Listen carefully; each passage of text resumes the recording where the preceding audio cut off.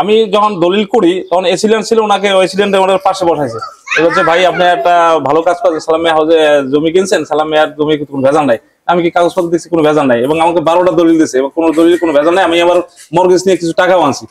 দলিল তো ব্যাংকে গেলে তো আরো পুঙ্খানুপুঙ্খ চেক করে, আমরা কোনো ত্রুটি বিচ্যুতি পাইনি। আমার নাম মোহাম্মদ আব্দুল হাওলাদার, আমি সাব ইন্সপেক্টর অফ পুলিশ। সালাম মিয়া হাউজিং এ একটু প্লট কিনছিলাম 2010 সালের মাঝামাঝি সময়। তখন জনাব সালাম মিয়া জীবিত ছিলেন, উনি আমাকে সর্বসহযোগিতা করছে জমি কেনার ব্যাপারে। উনি প্রতি শতাংশে আমাকে যে দাম ছিল 2 লাখ করে প্রতি শতাংশে, উনি 1,90,000 টাকা করে নিয়েছেন। 12% জমিতে প্রায় 1,20,000 টাকা। ওই সময় তো অনেক টাকা, তাহলে দেখা যাচ্ছে 8% জমির দাম। এই উপকারটা আমার করছে। এবং আমি 2 কিস্তিতে টাকা দিয়েছি, কিছু টাকা আমার বাকি ছিল। উনি হজ করতে যাবে, বললো যে ভাই আপনি আমার নানার দেশের মানুষ এবং পুলিশ অফিসার, শত অফিসার, আপনি আমার দলিল জানেন, আমি কিন্তু এত টাকা আমি দিতে পারবো, তাও তো প্রায় 7-8 লাখ টাকা বাকি আছে। তা বললো যে আপনি টাকার জন্য চিন্তা করেন না, আপনি একটা ভালো মানের মানুষ, আমি দলিল খরচটা জোগাড় করেন। আমি 75,000 টাকা দলিল গেছে, দলিল খরচ নিয়ে আসছি। আপনাদের বাসায় গেছিলাম, ওনার বাসায় গেছি। উনি তখন পুরোটাই সুস্থ।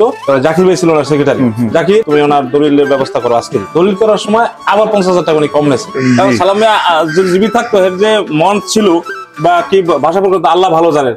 তা ওনার উত্তরসূরি যারা আছে, যেমন তার সুযোগ্য ছেলে আছে, তানু মিয়া, হেও অনেক জ্ঞানী এবং হাউজিং এর প্রতি যথেষ্ট দরদ আছে, তার ভাইরাও আছে। তা আমরা চাই যে হাউজিং আরো উত্তরোত্তর আরো উন্নতি হোক এবং একটা মসজিদ হোক। এটা আমার একটা মনের একটা দাবি। এবং হাউজিং এর সবাই, নজরুল ভাই আছে বা ওই যে বাসার বাড়িতে আছে, সবাই একটা দাবি যে একটা মসজিদ হোক হাউজিং এ। এবং আমরা যাতে সহযোগিতা আপনাদের কাছ থেকে পাইতে, আমরা সহযোগিতা আপনাদের করবো, এটা আমাদের একটা আশা। এই যে হাউজিং কল্যাণ সোসাইটি একটা হয়েছে, এইটাতে আমরা কি কি উপকার পাচ্ছি? তোমার আমি যেটা খেয়াল করি, এটা একতাবদ্ধ আমরা হইলাম এবং একজনের সাথে একজনের পরিচিত হইলাম। দেখা যাচ্ছে দূরে কোথাও চাকরি করে বাসা করে গেছে, দেখি না, এই একটা উসিলায় আমরা একসাথে হইতে পারতেছি। সোসাইটি থেকে আমরা অনেক বড় বড় পদক্ষেপ হাতে নিতে পারবো। যে এতগুলা হাউজিং এর ভিতরে মালিক হয়ে গেছে এখন, তার সামনের দিকে আরো হবে। আমরা চাই যে ভালো মানের মানুষ কিনুক এবং ভালো মানের মানুষ আসুক, শিক্ষিত সচেতন আসুক, এবং আপনাদের সাথে তাল মিলিয়ে আমরা যাতে মোটামুটি আরো আগাইতে পারি। অবশ্যই। এবং মাঝে মাঝে অনুষ্ঠান, এই অনুষ্ঠানে আমরা অনেক দারুণভাবে খুশি। যে দামে জমি কিনছিলেন তখন আর এখনকার দাম পার্থক্য কি? আল্লাহ, আমি তো কিনছি 1,90,000 টাকা, এখন তো জমির দাম প্রায় 15 লাখ টাকা হয়ে গেছে।